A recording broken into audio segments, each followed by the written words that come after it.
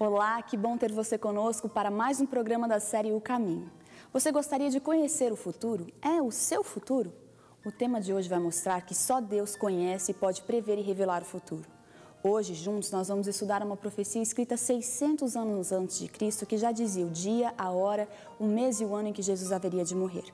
E você vai ver também que Deus já determinou um dia em que todos nós vamos ter que prestar contas a Deus daquilo que fizemos durante toda a nossa vida. Este é certamente um assunto intrigante, portanto, pegue a sua Bíblia e deixe o Espírito Santo falar com você. Hoje é o dia de decidir pela verdade. O tema de nosso estudo é o caminho da balança.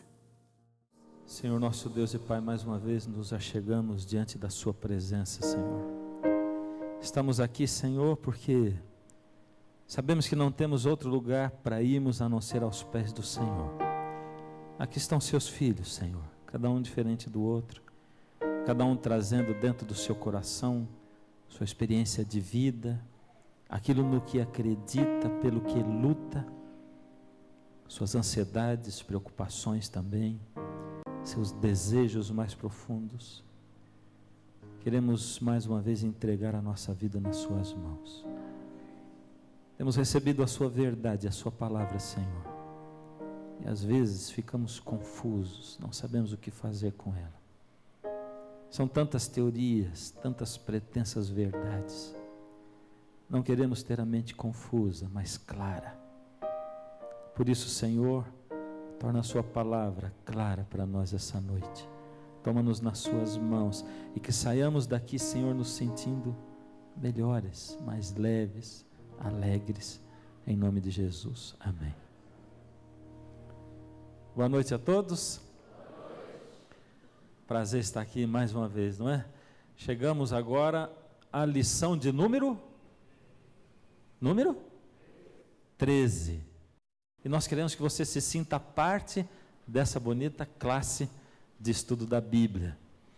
Eu espero que você esteja sentindo no decorrer desses dias a mesma coisa que eu estou sentindo.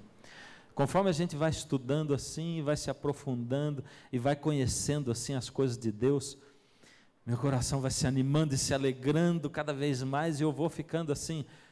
Muita coisa aqui, a maioria eu conheço, não é? Mas a gente vai relembrando e vai descobrindo outras coisas novas e tal. E no último programa eu me animei, viu? Passei do tempo até, não é? Mas a palavra de Deus é assim mesmo, né? Ela enche a nossa alma, o nosso ser. Hoje eu quero convidar vocês para conhecerem uma profecia maravilhosa. Eu não sei, tem alguém aqui que nunca estudou uma profecia da Bíblia? Levanta a mão, quero ver. Nunca estudou uma profecia bíblica?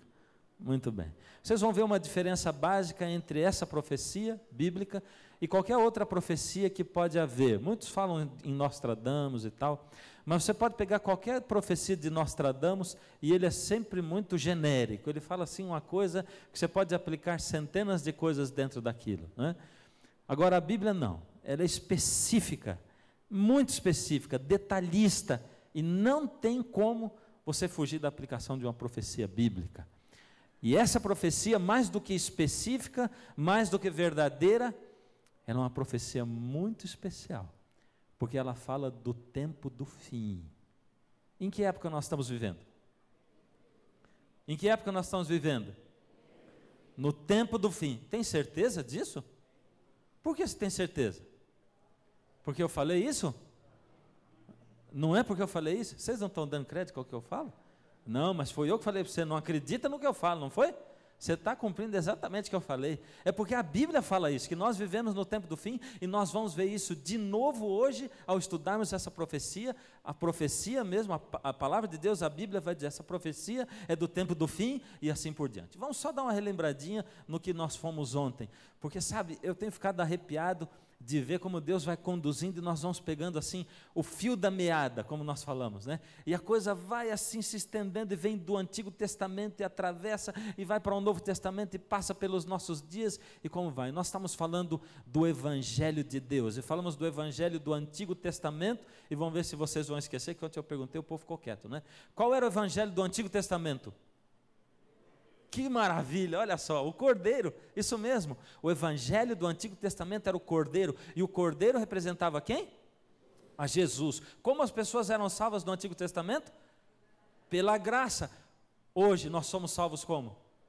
Pela graça. Nós citamos textos falando de Abraão, de Noé, de Davi, que foram salvos pela graça, e todos eram salvos pela graça, e nós também hoje. E eu contei para vocês uma história bonita, de como Deus foi preservando o seu evangelho, desde Adão, Caim, Abel, e depois com José, e depois o povo no Egito, e depois lá no deserto, e Deus deu o santuário e falou, agora eu vou preservar o meu evangelho, a maneira como as pessoas podem saber como elas podem ser salvas, eu vou preservar. E Moisés, você vai fazer para mim um santuário, e ali nesse santuário eu vou morar no meio do povo. Tinha uma diferença básica, linda, maravilhosa entre o santuário de Israel e a igreja. Você não pode comparar a igreja hoje com o santuário de Israel em muitos aspectos. Deus diz, faça um santuário para que eu possa habitar no meio do povo. E aquele santuário, ele servia para separar a glória da presença de Deus do povo. Porque a glória da presença de Deus era tão grande, tão ofuscante, tão maravilhosa, que se qualquer ser humano, a não ser o sumo sacerdote, uma vez por ano, comparecesse ali, ouvisse a glória de Deus, seria morto, fulminado. E o sumo sacerdote se preparava muito para aquele dia. Então o santuário escondia a glória da presença de Deus, para que Deus pudesse estar no meio do povo, e não matasse o povo, com a sua glória. E a igreja não, a igreja é o contrário. Quando Jesus morreu na cruz, o véu do templo se rasgou de alto a baixo, e Deus estava dizendo, agora Jesus não vai ser mais o cordeiro, porque o cordeiro que era morto encontrou o seu tipo. Agora ele está aqui, agora está aqui Jesus, o Cordeiro de Deus que tira o pecado do mundo. Não precisa mais de cordeiros, agora é Jesus, você está salvo. E agora a gente não tem a igreja para separar a presença de Deus das pessoas, pelo contrário, a gente vem à igreja, chama a igreja de casa de Deus, e a gente vem aqui para estar diante da glória do Senhor Jesus e do Senhor Deus. Essa é a diferença básica entre o santuário e entre a igreja hoje, é assim. Agora veja só, aquela cerimônia toda, durante todo o ano, o sacerdote comparecia no lugar santo, lembra? O estudo de hoje, ele é muito baseado no de ontem, o de anteontem, dos dias anteriores. Talvez você possa até boiar um pouquinho, mas a partir de amanhã, eles dependem menos dos estudos anteriores, tá bom? Mas veja só, lá no santuário de Israel, tinha o pátio, o lugar santo, o lugar santíssimo. Todo dia era morto o cordeirinho, o sangue era levado para dentro do lugar santo, e era respingado, espargido ali no véu que separava o lugar santo do santíssimo. O sacerdote fazia isso todo dia, 2 vezes por dia, às 9 da manhã e às 3 da tarde. Era o sacrifício contínuo, diário. E eu disse para vocês ontem, que com esse simbolismo, os pecados do povo que eram confessados sobre a cabeça do cordeirinho, esses pecados eram levados para o santuário, e simbolicamente o santuário durante o ano inteiro ficava carregado, cheio dos pecados do povo, e uma vez por ano Deus pedia ao sacerdote, no dia da expiação, no dia do perdão, entra lá no santuário e vai no lugar santíssimo, e aí você leva o sangue do cordeiro de novo, e ali eu vou perdoar. E o santuário era purificado de todos aqueles pecados que tinham sido simbolicamente acumulados no santuário durante todo o tempo. Só quem podia chegar lá na presença de Deus, no lugar santíssimo? O sumo sacerdote, o principal de todos. Quantas vezes no ano? Uma vez por ano. Mas quando Jesus morreu na cruz e o véu do santuário se rasgou de alto a baixo, Jesus deixou de ser o cordeiro. E agora, o que Jesus se tornou mesmo? Ele se tornou o sumo sacerdote? É isso? Por quê? De qual santuário? Então vamos lá. Como era chamado o dia da purificação do santuário? Dia da expiação. Levítico 16:16, assim fará expiação pelo santuário por causa das impurezas dos filhos de Israel e das suas transgressões e de todos os seus pecados. Fará expiação. O dia da expiação era o dia da purificação. Purificar significa perdoar. O dia da expiação era o dia do perdão, o dia do juízo. Para onde foi Jesus quando subiu ao céu? Para onde? Ora, o essencial, Hebreus 8, 1 e 2, o essencial que temos dito é que temos um sumo sacerdote que se assentou à direita do trono do Pai nos céus, como ministro do santuário e do verdadeiro tabernáculo que o Senhor erigiu, construiu, e não o homem. Olha quantas coisas revela esse texto. Aqui está dizendo para nós que existe um santuário,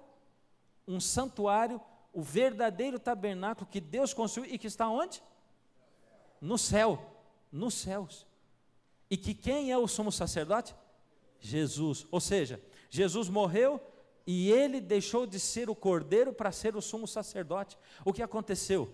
Como o sumo sacerdote fazia, levava o sangue do cordeiro, agora Jesus pega o seu sangue e não o sangue do cordeiro, porque ele morreu por você e por mim, e ele leva diante do Pai, lá no céu, e ele, diante do Pai, ele diz: aqui está o sangue, o preço do pecado foi pago, e eu estou intercedendo pelos meus filhos.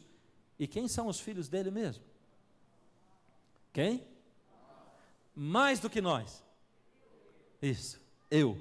Mas como você sabe que você é o filho dele? João 3,16 resume isso: porque Deus amou o mundo de tal maneira que deu o seu Filho unigênito, para que quem não pereça, mas tenha vida eterna. Todo aquele que nele crê. Coisa difícil acreditar em Jesus hoje em dia, não é? Coisa difícil, e é difícil mesmo. Sabe por que o mundo está aí para questionar se Deus é o Criador ou não? O mundo está aí para questionar se a Bíblia é verdadeira ou não. E hoje eu não quero apresentar prova científica, eu não quero falar de ciência e religião, eu não quero falar de nada disso. E peraí, vai ter só um slidezinho falando disso. Mas eu quero falar para você de profecia. E dá para você uma certeza de que a Bíblia é mesmo o livro de Deus. E mais, de que Jesus é Deus. E de que já estava previsto antes de o mundo ser criado, que Jesus, o Deus, se tornaria homem, Jesus, e que morreria por nós. Está nessa profecia de hoje.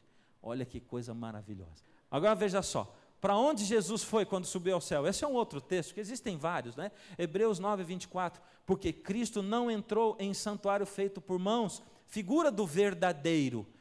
O santuário feito por mãos era a figura de qual?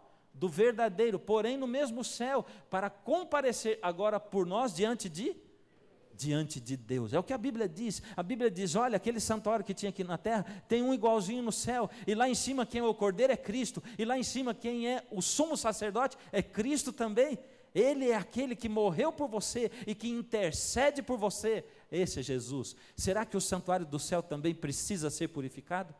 E agora? Tem o dia da purificação lá no santuário do céu? O que é que você me fala? Sim ou não? Então vamos lá. E ele me disse, Daniel 8,14, Daniel estava tendo uma visão, e nessa visão o anjo falou para ele, e quando ele diz ele me disse, foi o anjo, diz assim: até 2.300 tardes e manhãs, e o santuário será purificado. Opa, será que o santuário do céu precisa ser purificado? Alguém pode dizer: não, mas esse aqui não era o santuário do céu, Daniel viveu 600 anos antes de Cristo.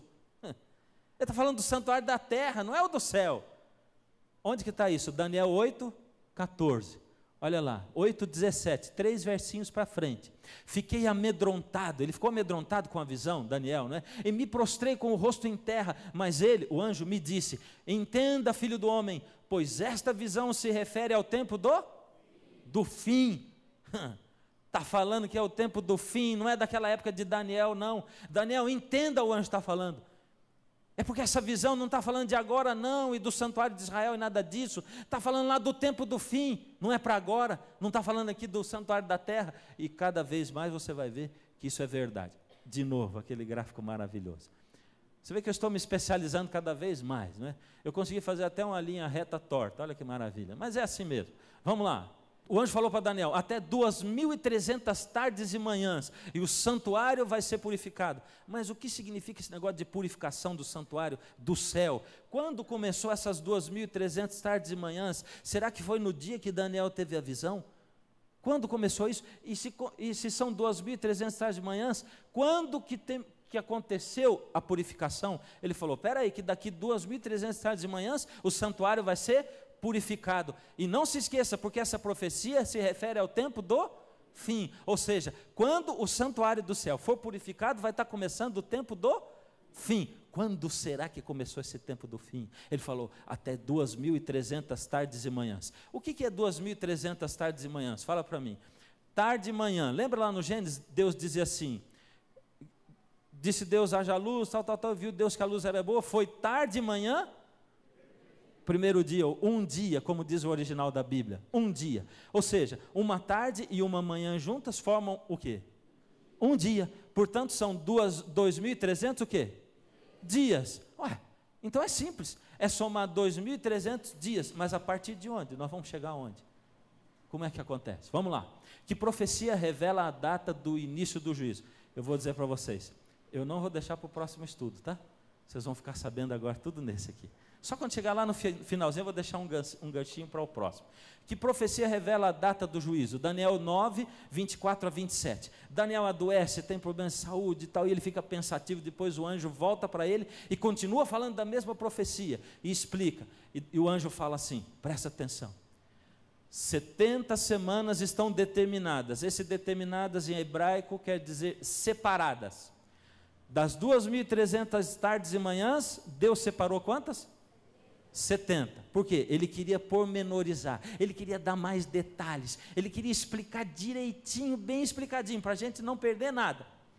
70 semanas estão separadas sobre o teu povo e sobre a tua santa cidade, para, o que vai acontecer nessas 70 semanas? Cessar a transgressão, acabar com o pecado, e para dar fim aos pecados, já disse, e para expiar a iniquidade, perdoar o pecado, expiar, dar fim, trazer justiça eterna e selar a visão e a profecia para ungir o Santíssimo. Uxi, quanta coisa, isso é palavra de profecia. Vamos lá para frente, voltou o meu gráfico. Cessar a transgressão, expiar a iniquidade, trazer justiça eterna, ungir o Santíssimo. Quem será que é esse o Santíssimo? Quem será que é ele? Hã? É bom você tirar sua conclusão, né? Mas vamos continuar. A palavra de Deus vai falar. Eu não posso falar nada, nem você. É só a palavra de Deus que pode falar aqui. 2.300 manhãs, não sabemos quando começa nem quando termina, mas Deus falou, 70 semanas estão separadas, determinadas, para fazer acontecer tudo isso aqui, inclusive ungir o Santíssimo. Olha agora, que profecia revela? Vamos lá, sabe e entende, desde a saída da ordem para restaurar Jerusalém e para reedificar Jerusalém. Quando que ia começar então aquele período de 2.300 tardes de manhãs? Na saída da ordem para restaurar e reedificar Jerusalém, até o Messias, o príncipe. Quem é o Messias, o príncipe? Opa, então aí está dizendo que desde a saída da ordem, e vai chegar lá no Messias, no príncipe, haverá, complicou mais, 7 semanas, 62 semanas, as ruas e o muro, e os muros se reedificarão, mas em tempos angustiosos. 62, 7 semanas, mais 62 dá quanto? 60 aí? Tão bom de conta. Ficou faltando quantas semanas? Para completar 70? Uma. E depois das 62 semanas será cortado o Messias. Está falando do que aqui será? Da morte de Jesus, cortado o Messias, cortado do mundo. Olha só, mas não para si mesmo, e o povo do príncipe que é de vir. Olha agora, e ele firmará aliança com muitos por... Estava faltando quanto? Uma semana, agora não falta mais. Olha só, agora as coisas começam a se clarear. Veja só, sabe, entende, desde a saída da ordem para reedificar e restaurar Jerusalém, isso aconteceu no ano 457 a.C. Na sua lição tem um texto bíblico mostrando isso aí. Quando aconteceu o edito direitinho e tal, foi no ano 457 a.C. Aí ele falou, 7 semanas, 62 semanas, e será cortado o Messias. E ele firmará aqui a aliança com muitos por uma semana. Ou seja, ele pegou primeiro, ele tinha 2.300 tardes e manhãs, dividiu em um pedaço de 70 semanas e dividiu as 70 semanas em 3 etapas. Por que tanta complicação? Isso é complicação? Não, é pelo contrário. Isso é explicação. Vamos continuar estudando. Quanto tempo é 2.300 tardes e manhãs? Quanto tempo é? Veja só. Olha o que a Bíblia diz. São 2.300 dias? São ou não são? Olha o que a Bíblia fala, Números 14, 34. Segundo o número dos dias em que espiastes a terra, 40 dias, cada dia representando um ano. Ué. Então, se são 2.300 dias e cada dia representa um ano, são 2.300? Será que isso está certo assim? Vamos ver mais um texto, porque um só não dá para basear uma coisa tão importante assim. Ezequiel 4, de 4 a 7. Porque eu te dei anos segundo o número de dias, cada dia te dei por um. Isso aqui, queridos, eu não estou falando de doutrina de igreja adventista, nada disso.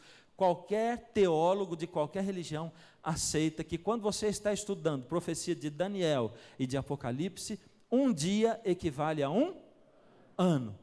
E não precisa ser só teólogo. Você já ouviu falar de um camarada chamado Isaac Newton?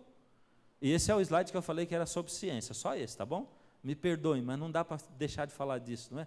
Isaac Newton, pelo contrário do que muitos pensam, ele foi menos cientista do que teólogo, porque ele escreveu muito mais livros sobre teologia do que sobre ciência. E Isaac Newton declara nesse livro, Daniel e Apocalipse, Isaac Newton, em 1773, na página 22, nas profecias de Daniel, um dia equivale a um ano. Vamos voltar ao nosso gráfico, 2.300 anos o tempo total, e se cada dia equivale a um ano, você contando 457 antes de Cristo, você vai chegar no 1844 da nossa era, e aqui dizia que o santuário seria purificado em 1844, qual o santuário?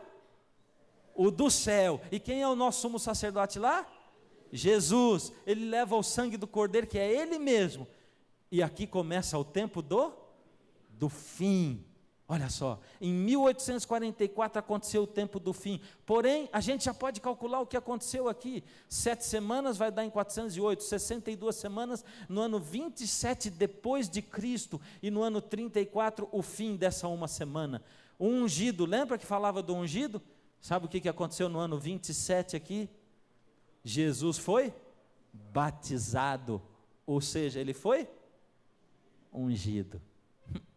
Jesus começou o seu ministério, e o ministério de Jesus como ungido, durou quanto tempo o ministério dele? 3 anos e 3 anos e meio. Se uma semana tem quantos dias? 7 dias, e cada dia um ano, quantos anos dá uma semana? 7 anos, e se Jesus foi batizado no ano 27 depois da nossa era, e ele morreu 3 anos e meio depois, o que aconteceu aqui, no meio da semana? O que aconteceu? A palavra de Deus vai dizer, Daniel 9, 24 a 27, e na metade da semana fará cessar o sacrifício e a oblação. Lembra do que nós falamos aquele texto? E o Senhor Jesus expirou e entregou o seu espírito, e o véu do santuário se rasgou de alto a baixo, dizendo que agora cessou o sacrifício, não precisa mais de sacrifício de cordeiro, porque o ungido foi morto na metade da semana, como diz a profecia. Será que você tem dúvida de que Jesus é Deus e de que Jesus se tornou um homem aqui nessa terra? Será que você tem dúvida de que a Bíblia é a palavra de Deus e de que a Bíblia previu tudo isso aí, Deus colocou, e de que Deus manteve a sua palavra até hoje, pura do jeito que ela é, como nós a temos? Será que alguém pode ter dúvida disso? Aqui está. Agora veja, vamos continuar. De novo, vem o gráfico. Só colocando aquela cruz ali no meio, não é? Jesus foi morto no ano 31 da nossa era, exatamente no meio da semana. Sabe o que aconteceu aqui no ano 34? Estevão foi apedrejado. Depois que Jesus morreu, os cristãos começaram a pregar o evangelho. E o primeiro cristão que foi morto, que se tornou mártir, foi Estevão. Você se lembra que Deus foi deixando o seu evangelho para os filhos de Abraão cuidarem, como eu falei ontem?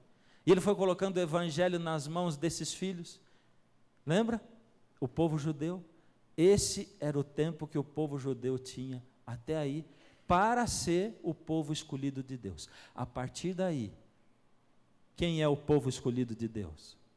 Quem é? Quem é? Todo aquele que nele, e aí eu posso dizer, ao invés de nós, nada. Sou eu. Eu sou um portador do Evangelho de Cristo. Eu sou um guardador. Eu sou um pregador do Evangelho de Cristo. Eu vou dizer para vocês, querido, eu desde menino ocupo os bancos de igreja, assim. E ouço a palavra de Deus. E desde pequeno Deus tem impressionado a minha mente e tem me dito assim: você tem que falar. Você tem que falar. Eu tenho colocado isso na minha vida. Uma responsabilidade assim da qual eu não consigo fugir. Mas ao invés disso ser um fardo para mim, uma voz que fica assim: não vai para lá, vem para cá, você tem que falar, volta para cá. E eu vou para lá, vem para cá. Não é assim, não. Aí Deus diz: você tem que falar.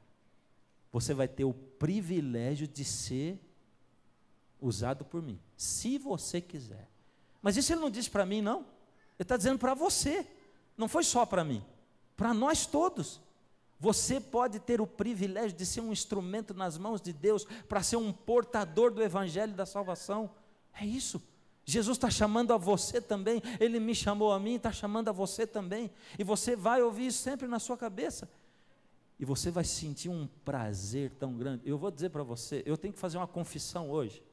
Porque desde o ano passado, em outubro, quando nós começamos a planejar isso aqui, nós começamos a orar por cada um de vocês que está aqui dentro hoje. A gente não sabia quem era. Nossa igreja aqui começou a orar por você, e nós começamos a trabalhar e pedir orientação de Deus e tal, e o pastor Marcelo, que é o pastor dessa igreja, e a liderança da igreja, e começamos a trabalhar e tal. A gente não sabia quantos viriam, não sabia se viriam, a gente não sabia nada. Mas Deus chegou até você, de alguma maneira, e trouxe você para cá, e você veio para cá tranquilo, e de repente você começa a ouvir a palavra de Deus, e começa a tirar dela coisas que você nunca tinha visto, porque hoje, queridos, em geral, as pessoas colocam a Bíblia, eu já disse, como um amuleto da sorte, fica lá aberta em cima de um móvel, para abençoar a casa. A Bíblia não vai abençoar a sua casa, se ela não for aberta e lida.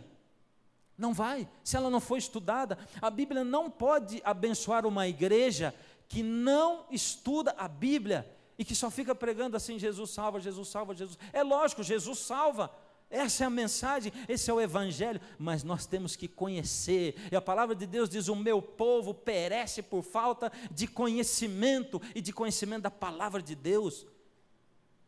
E outro dia eu fui pregar numa igreja, uma igreja evangélica, com irmã nossa, porque os evangélicos são irmãos nossos, e na saída a esposa do pastor falou assim: pastor, hoje eu ouvi uma pregação sua, que coisa maravilhosa, uma pregação fundamentada na palavra, ao estilo dos antigos, e ela disse o nome da igreja dela, ao estilo dos antigos, e disse o nome.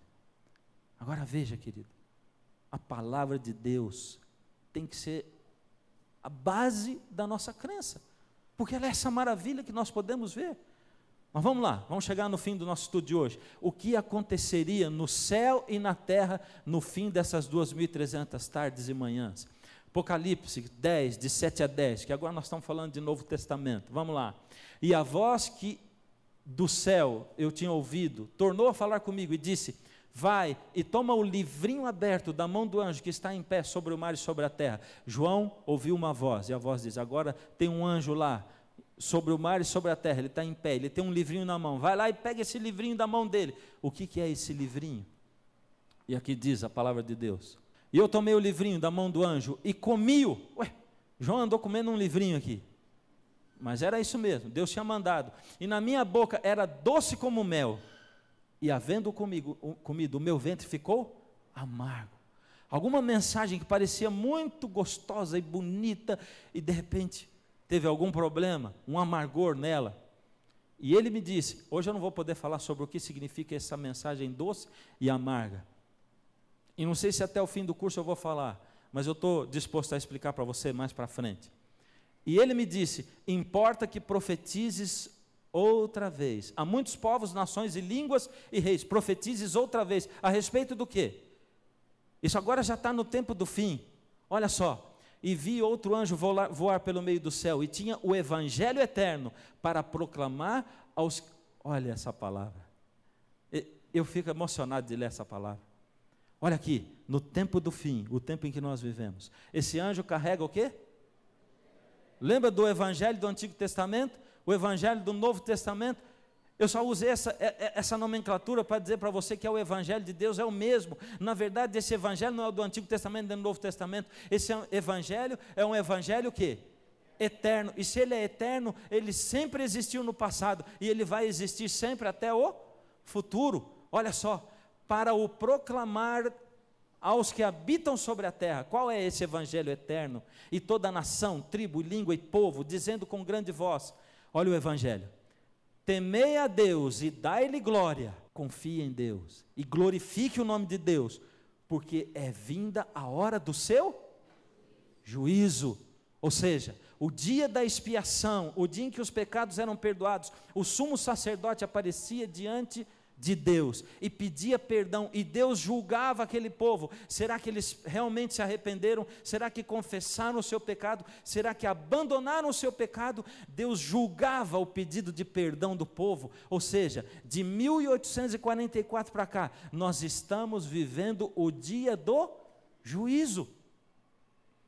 Nós estamos sendo julgados lá no céu. Desde o primeiro homem que existiu nesse mundo, até nós que estamos vivos hoje. E esse julgamento vai acabar um pouquinho antes da volta de Jesus. E olha o que diz, continua dizendo: e adorai, é o mesmo verso, aquele que fez o céu e a terra e tudo que neles há. Queridos, o Evangelho eterno hoje diz o seguinte: Jesus é o Criador e Ele merece a sua glória. O juízo já chegou. Vinda é a hora do juízo. Você está sendo julgado, filho, agora, por Deus, lá no céu, porque Jesus está lá no santuário, dentro do lugar santíssimo, apresentando o sangue dele diante de Deus. Você está sendo julgado agora. E o Evangelho também eterno diz que Deus, que nós devemos adorar, aquele que fez os céus, a terra e tudo que neles há. Ou seja, não se esqueçam aí, depois de 1844, vocês que fazem parte do povo que vive no tempo do fim, não esqueçam que Deus é o Criador. E sabe que lá em 1840 e alguma coisa, sabe o que aconteceu, que apareceu nesse mundo aqui? Darwin lançou a sua teoria a respeito do quê? Do evolucionismo. Deus estava dizendo que em 1844 o Evangelho eterno ia ser pregado, e o Evangelho eterno diria que o juízo tinha começado, e diria que Deus é quem fez os céus e a terra. Por isso, como Satanás, que conhece a Bíblia, ele sabia que o Evangelho, a hora do juízo, e que Deus como Criador ia ser exaltado, Satanás colocou o Darwin aqui para falar para todo mundo que o homem não foi criado por Deus coisa nenhuma. Dá para você entender como é que as coisas se encaixam assim? Como é que Deus fala? O Evangelho eterno hoje diz assim: adorai aquele que fez os céus, a terra e tudo o que neles há. O que aconteceria no céu e na terra, no fim desses 2.300 anos? E iraram-se as nações, e veio a tua ira e o tempo dos mortos, para que sejam julgados, e o tempo de dares o galardão aos profetas, aos que morreram, teus servos, e aos santos dos santos, e aos que temem o teu nome, a pequenos e grandes, e tempo de destruíres os que destroem a... Esse aqui está falando do nosso tempo hoje, não é? Será que o homem está destruindo a terra hoje? Está destruindo a terra. Chegou o tempo. A palavra de Deus diz: chegou o tempo de você anunciar que Deus vai chegar e vai acabar com aqueles que destroem a terra. A mensagem era doce e amarga, mensagem de profecia, o Evangelho eterno, o juízo, Deus é o Criador, e o julgamento chegou. E vamos voltar aqui. A partir de 1844, começou o julgamento de Deus. Esse é o Evangelho eterno. Qual é o papel de Jesus no julgamento agora? Ele é o quê? Vamos lembrar? Agora vamos engatar para o final do programa? Então vamos lá. Qual é o papel de Jesus? Jesus é o que lá no santuário agora? Ele é o sumo sacerdote, e também o Pai a ninguém julgou, mas deu ao Filho todo o juízo. Ué, ele é sumo sacerdote ou não é? Sim ou não? Ele é cordeiro ou não? Sim, ele é cordeiro, é sumo sacerdote, mas aqui está dizendo que não é Deus o juiz, mas é quem? Jesus. Ou seja, Jesus é o cordeiro, é o sumo sacerdote, e ele é também o quê? O juiz. Olha agora, além de juiz, qual é a outra função dele? Filhinhos, essas coisas vos escrevo, 1 João 2,1, para que não pequeis. Se porém alguém pecar, temos um advogado junto ao Pai, Jesus Cristo o o justo. Jesus é o juiz e é também o quê? Eu aprendi com um amigo agora há pouco, ele diz assim, a gente tem que lembrar o seguinte, um advogado nem sempre é juiz, mas todo juiz é o quê? É advogado. E se Jesus é o juiz, ele é o advogado também. Olha os papéis de Jesus, ou seja, Jesus está envolvido na sua história, na história da sua vida, antes de você nascer. Jesus planejou tudo, Ele veio aqui morrer por você, e hoje, querido, aqui dentro dessa igreja, Jesus olha para você nos seus olhos, Ele diz, filho, por que caminhos você tem andado? O que você tem feito da sua vida, filho? Filho, eu planejei a sua salvação. O que você está planejando para você? Está jogando tudo fora, jogando tudo no lixo? Olha para mim, filho, para você acreditar em mim, eu coloquei aí na minha palavra as profecias, as evidências todas. Como é que você ainda pode desconfiar de que tudo isso aqui é mentira? Como é que você pode achar, filho, que eu não sou o Criador? Filho, volta para mim, porque eu quero dar para você a salvação. Não existe outra maneira de nos salvarmos a não ser através de Jesus. O juízo é realizado em 3 fases. A primeira fase, a investigação, que começou em 1844. Nós estamos sendo julgados, investigados. A comprovação, essa comprovação vai acontecer durante os 1000 anos, lembra que nós falamos? Os justos vão para o céu e vão comprovar o que Deus fez. E a terceira é a execução, o juízo final, que vai acontecer depois dos 1000 anos. 3 fases de julgamento. O que Deus julgará? Porque Deus há de trazer a juízo todas as obras, até as que estão escondidas, quer sejam boas, quer sejam más. Espera aí, nós somos salvos pelas obras? Não? Nós somos salvos por guardar sábado? Por honrar pai e mãe? Nós somos salvos por não matar? Por não roubar? Por fazer o bem, dar dinheiro ao pobre? Não. Nós somos salvos pelo quê? Pela graça. Nós não somos salvos pelas obras, mas aí está dizendo que nós vamos ser julgados pelas nossas obras. E eu quero só dizer uma coisa para você. Tem muita gente hoje que pensa, que diz assim, eu entreguei a vida a Jesus, pronto, eu sou de Jesus agora. E pode continuar sendo viciado, pode continuar sendo viciado em sexo, em pornografia, em internet, pode continuar sendo viciado em drogas, em bebida, em fumo. Você não é salvo por isso. Mas sabe, um dia eu me apaixonei mesmo. Caí por aquela garota. Levei 4 meses para falar com ela, para a gente começar a namorar. E quando nós começamos a namorar, aqui dentro do meu coração tinha foguetes assim, explodindo. Eu quase caí das minhas pernas, sempre fui muito tímido, talvez você não acredite hoje, mas muito, muito mesmo. Aí, veja só, eu me casei com ela. E depois que eu me casei, eu decidi, aliás, antes de casar, e quando eu fiz as juras para ela, que eu pertenceria somente a ela, enquanto a gente vivesse. E que eu ia ser um eterno apaixonado por ela, enquanto a gente vivesse.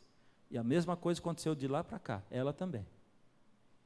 Agora veja, você acha que ela acreditaria em mim, se eu continuasse paquerando outras, se eu fosse atrás de outras, se eu desse mais atenção a outras do que a ela? Porque quando a gente ama e se entrega a alguém, a vida da gente muda. E a gente passa a pertencer por livre e espontânea vontade àquela outra pessoa. E como é que você quer vir para Jesus e dizer, Senhor, eu sou teu, mas eu não vou largar aqui da minha bebida, nem da minha cachaça, nem do meu charuto, do meu cigarro, não vou largar da minha pornografia, nem das mulheres que eu tenho aí, não. Ora, quando você entrega a vida a Jesus, Ele faz uma mudança dentro de você, e é isso que acontece. A essa altura, se você já veio aqui 8, 9, 10 vezes ou mais, você que talvez não frequente uma igreja, você começa a experimentar uma mudança em você. E outro dia até eu mencionei, alguém já deve estar chegando para você e falar, ué, que negócio é esse de ir à igreja todo dia? Ué, você está meio estranho, que comportamento diferente é esse que você tem? Que está virando carola? Está indo atrás de crente, não é? As pessoas notam a mudança, não dá, porque nós somos salvos pela graça e nos aproximamos de Jesus e Ele nos dá de graça, mas depois disso Não tem jeito, a vida da gente muda. Eu não posso olhar para outra mulher e eu não fico assim, ai, não posso olhar, não posso olhar, não posso olhar, não posso. Não fico. Porque eu sou apaixonado pela minha esposa. Então eu não fico lutando assim.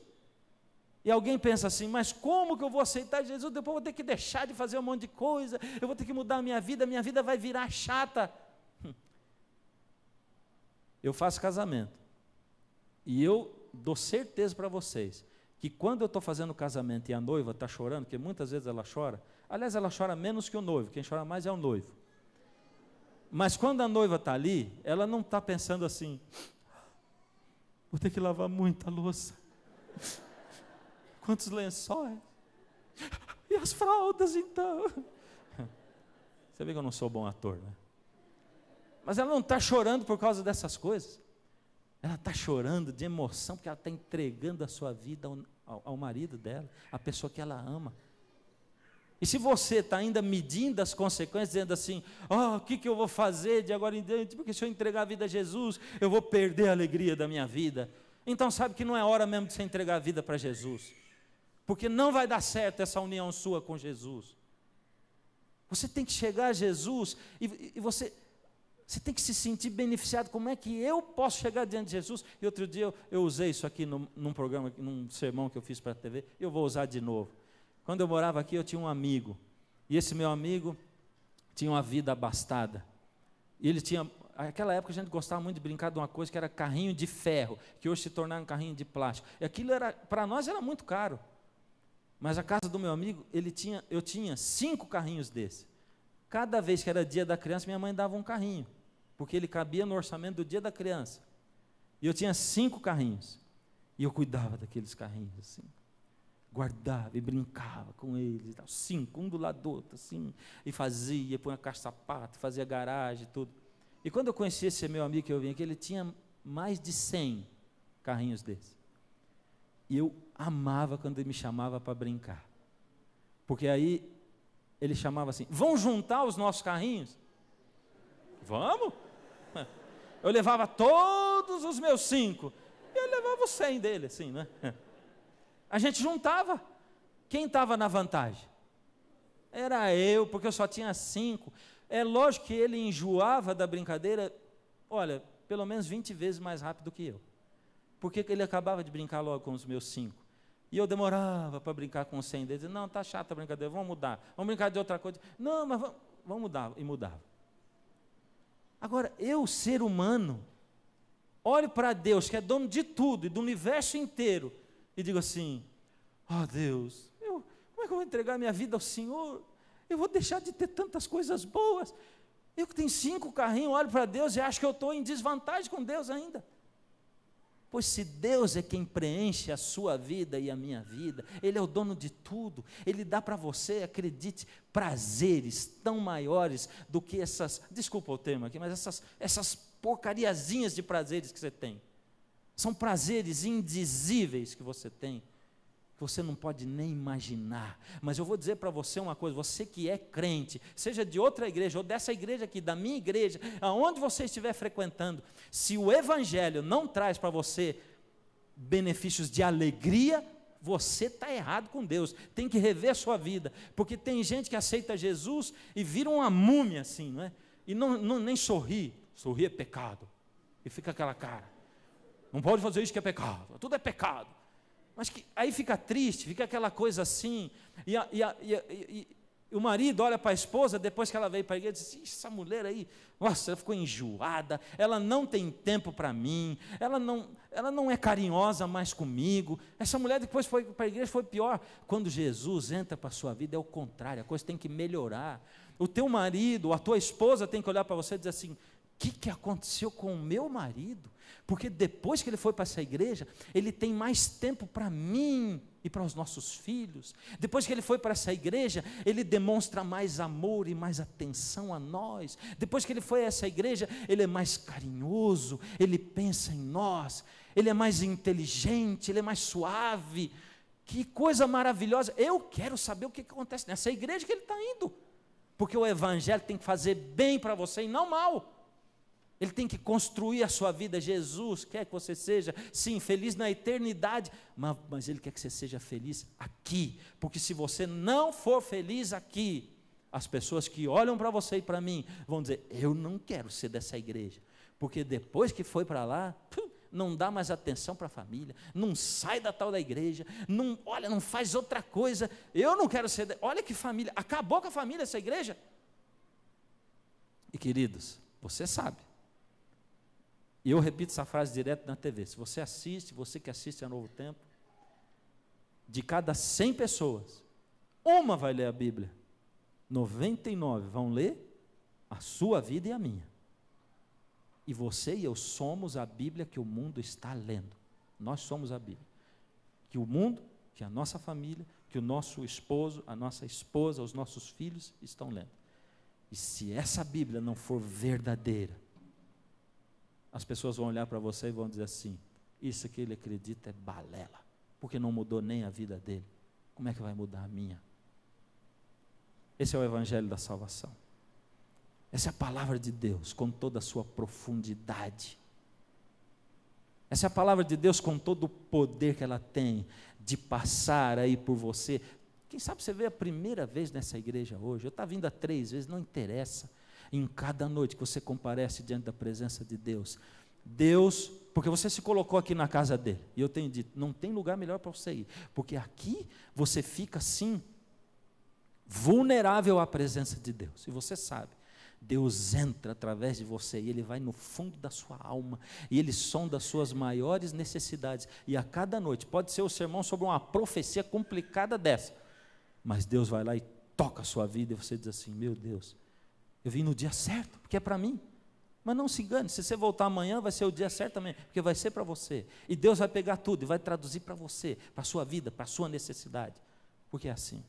Deus está dizendo: filho, essa vida é cheia de tristezas, essa vida, você vai ter medo, temores de ser enganado, de tudo, você vai passar aflição, sofrimento, é assim.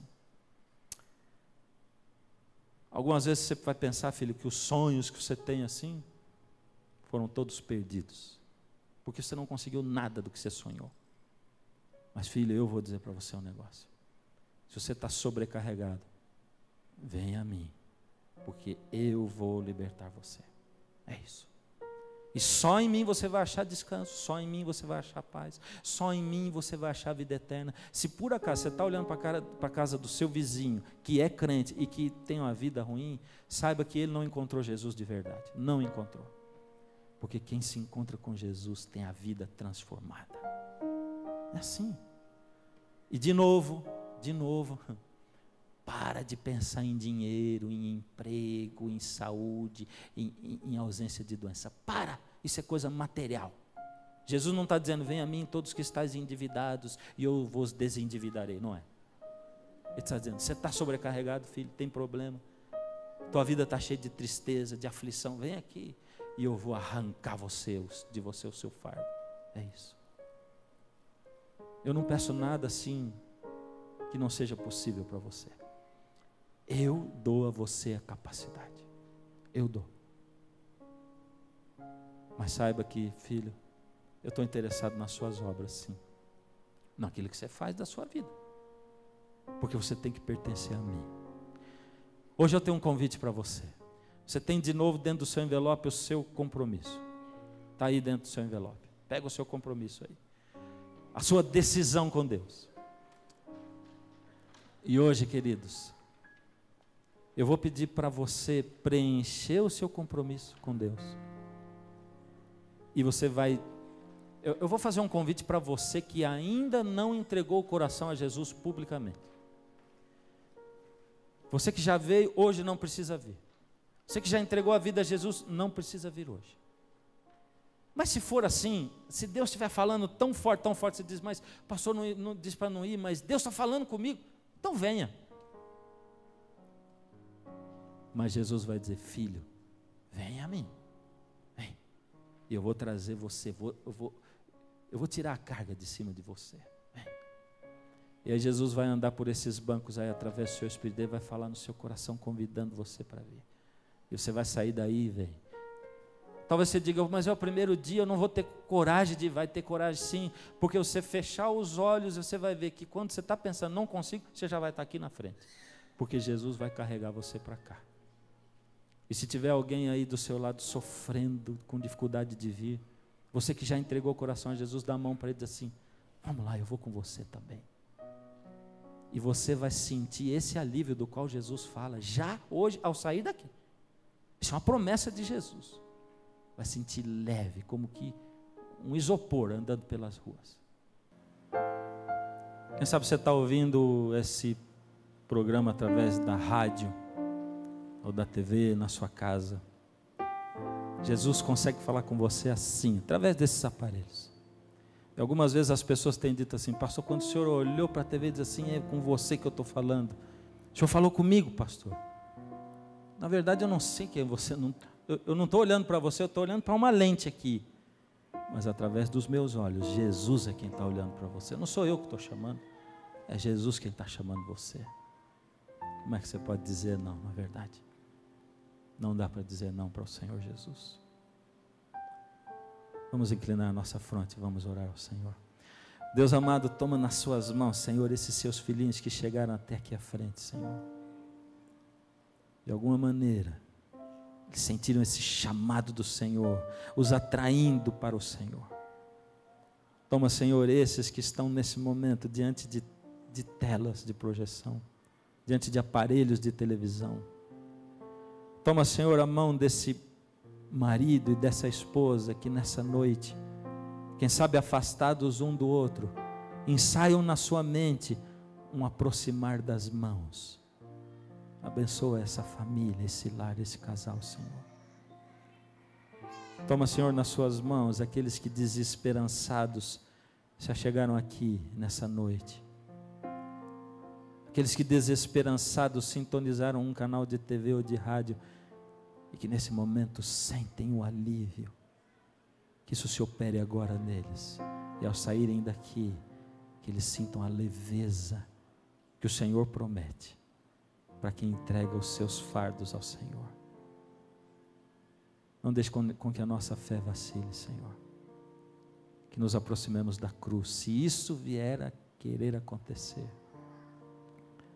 nessa cruz o Senhor nos salvou.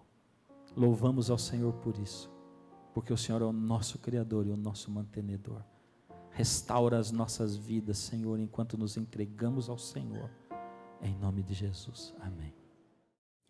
Se você deseja estudar a Bíblia conosco e gostaria de ter aí na sua casa o curso Ouvindo a Voz de Deus para acompanhar estes estudos, escreva agora mesmo para a gente. O nosso endereço é Caixa Postal 7, CEP 12300-970, Jacareí, São Paulo. E nós vamos lhe enviar essa série de estudos totalmente de graça. Nós nos encontramos na próxima semana para crescermos juntos no conhecimento da Palavra de Deus. E lembre-se, Jesus disse, eu sou o caminho, a verdade e a vida. Ninguém vem ao Pai, senão por mim.